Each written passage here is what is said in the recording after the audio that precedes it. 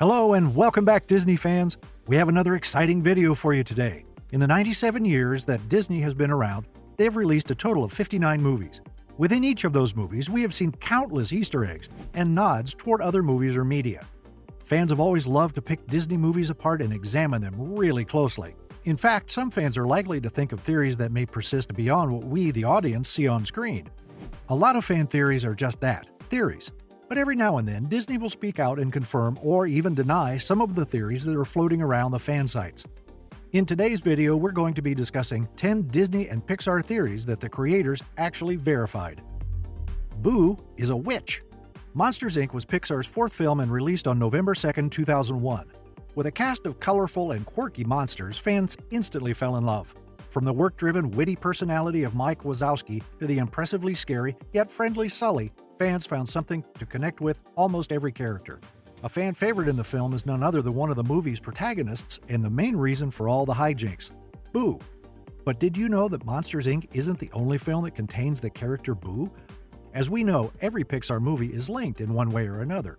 For movies like Monsters, Inc. and Brave, you will find that some connections are deeper than others.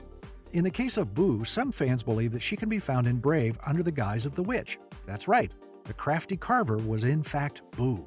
The theory was that Boo had missed her monster friends, Sully and Mike, so she learned how to use witchcraft and began to travel through time and space in hopes of reconnecting with her lost friends. Instead, she ended up stuck in Scotland during the medieval era. One of the biggest pieces of evidence to support the theory is in the witch's carvings. You can clearly see a carving of Boo's big blue friend Sully.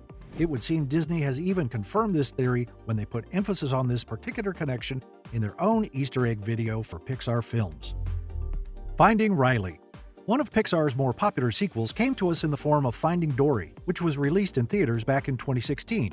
In the movie, we watched as Nemo and Marlin accompanied Dory on a journey across the ocean to hopefully reconnect her with her family. Towards the middle of the movie, Dory finds herself in a familiar environment that happens to be inside of an aquarium. Did you happen to notice that Dory wasn't the only Pixar character that can be found hanging out at the aquarium? After the movie's release, it wasn't long before fans found a familiar face among the school children visiting the aquarium that day. Turns out, Riley, the little girl from Inside Out, took a trip to the aquarium with her fellow classmates. This was only speculation at first, but it turns out that the fans were right all along. Disney confirmed on the official Toy Story page on Facebook that it was Riley in that scene. Monsters and humans once lived together in harmony. Let's take another look at the world surrounding Monsters, Inc. As you know from the plot of the movie, the power source for the world around the monsters comes in the form of screams provided by the children that each monster is tasked with scaring. Have you ever wondered if there was another reason for the monsters wanting to scare humans, particularly the young ones? If you take a look at the DVD for Monsters, Inc., which was released on September 17, 2002, you'll find a bit of bonus content. It tells the story of how monsters and humans lived in harmony at one point in time. However, mankind, being as judgmental in this fictional world as they are in real life, drove the monsters away. Humans did not like the way the monsters looked and were thrown off by their terrifying appearance, which many fans believe is an accurate portrayal of how humans would react to monsters or aliens in the real world. The Incrediverse. When you first look at The Incredibles, it would appear that the movie takes place in our universe, the only difference being that it has superheroes in it. But as fans began to look closer, it would appear that perhaps The Incredibles takes place in an alternate universe altogether. When you compare the outdated clothing that appears to be from the 50s and the fact that the existing technology is way before our time, it becomes clear that there is no way The Incredibles takes place in our universe. John Walker, who produced the movie, actually confirmed this. He stated that this was in fact the vision of Brad Bird, the director of The Incredibles. Andy doesn't have a father.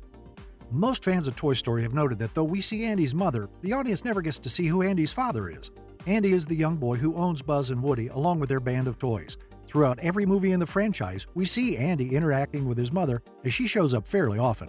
Many fans have speculated as to where Andy's father may be and why he isn't shown in the franchise. Some even began to speculate that it was just something the writers and animators overlooked. As it turns out, Pixar intended for Andy's mom to be a single mom. That's why when the audience gets to see his graduation pictures in Toy Story 3, they only have Andy, his mom, and his little sister. While it's still unclear why Andy's dad isn't around, it is clear that he is not in the children's lives at all. Genie is the Peddler. Disney's Aladdin took a magic carpet ride into our hearts when it was released in 1992. Even if you haven't seen the movie, everyone is aware of the big blue funny man called Genie, who was voiced by the late and great Robin Williams. Genie plays a key role in the plot and progression of the film, along with the development of Aladdin's character. Now, a character most people are familiar with but don't pay much attention to is the Peddler that can be found at the beginning of the movie. He is the one who opens the film up with Arabian Nights and introduces the audience to the concept of a magic lamp.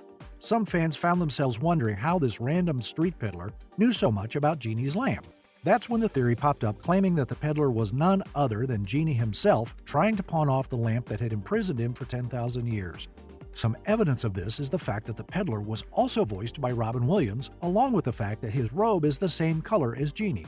What was originally just a theory was later confirmed to be true, and that Disney had in fact planned to reveal this in the movie, but ultimately removed the scene from the film. Tarzan, Anna, and Elsa are siblings. I'm sure you're aware by now of the fan theory that's been circulating ever since Disney's Frozen hit theaters back in 2013. The theory claims that the main characters of the film, Elsa and Anna, actually had a long-lost brother they didn't know about.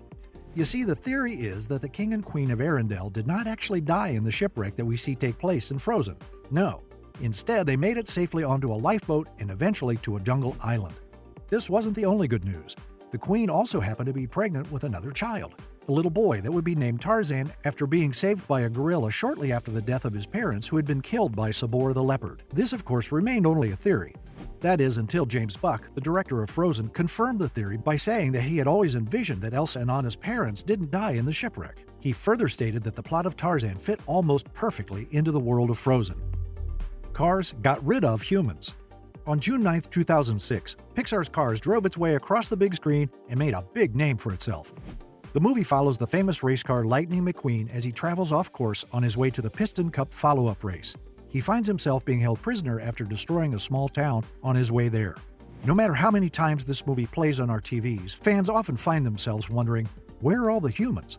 Some think that it may take place in an alternate universe where humans never existed, while others believe in a slightly darker theory. A group of fans have come up with a theory that essentially states that, after becoming sentient, the cars ended up getting rid of the humans. This has been speculated for years, with each time ending in the same sinister theory. As it would turn out, this theory is accurate. The creative director at Pixar, Jay Ward, confirmed this in an interview that he did with Screen Crush. He states that after the cars became sentient, they realized that they no longer needed humans, which led them to deciding to rid themselves of all humankind. How dark is that? The Enchantress Was In Love. By now, almost everyone is familiar with the story of Beauty and the Beast. It begins with an arrogant prince who only sees beauty on the surface. He is inevitably cursed, after insulting an enchantress, to take the form of a large beast.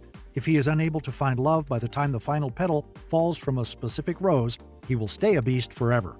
At first glance, nothing seems suspicious about that story plot. However, some fans claim that this was a pretty harsh reaction from the enchantress for not being let into the beast's home, especially since she was technically a stranger. Some think the enchantress overreacted since she took the rejection so personally. That's when this next fan theory popped up. Perhaps there was another reason for such a harsh reaction. Maybe the enchantress was in love with the prince and his rejection wasn't just a rejection to a stranger, but to a woman who had deep feelings for the prince. Fans believe that this would be a valid explanation as to why the enchantress took the prince's actions so personally. As it would turn out, this theory was confirmed through the novel that the Disney film is based on called The Beast Within. Zootopia features first gay couple. Last but not least, did you know that Zootopia was intended to be the first film of Disney's to feature an openly gay couple? Instead, that honor went to the live-action version of Beauty and the Beast. Many fans went crazy with positivity when they noticed LeFou dancing with a random man in a seemingly romantic way. Most of the uproar was full of positivity towards the LGBTQ+ community, as this was a huge step for the representation in the media. Despite this, Beauty and the Beast wasn't actually intended to be the first Disney film to openly show this representation. In fact, this honor was supposed to go to Zootopia, with the two antelopes that lived next door to Officer Hops. Fans often speculated that the two fought and acted like an old married couple. Although Disney never vocally confirmed this, they did quietly confirm the fact in the credits, where the two antelopes' names are listed as Bucky Oryx Antlerson and Pronk Oryx Antlerson, with the hyphenated last names indicating that they were in fact married and living together in that apartment. With the abundance of Disney and Pixar movies, there are bound to be some wild theories floating around the internet. And there is almost a sense of gratification when one of those theories is actually confirmed by the creators of the film. We hope you enjoyed today's video. That's all, Disney fans. Let us know what you thought of this video in the comments and like and subscribe for more magically packed videos.